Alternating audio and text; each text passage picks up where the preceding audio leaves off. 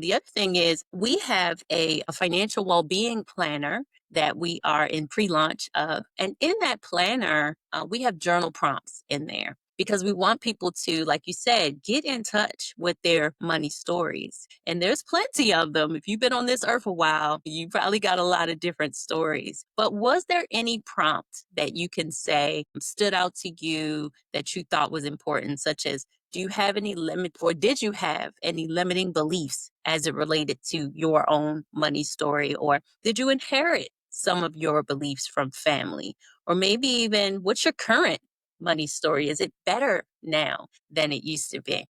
Well, one of the things that I learned early on from my dad, and he would tell me when I first started working as a teenager, save some of your money.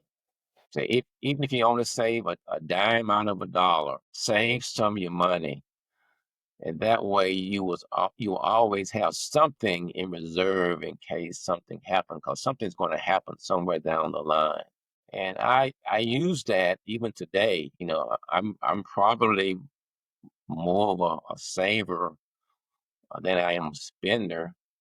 And my wife will probably say she's a spender more than she's a saver.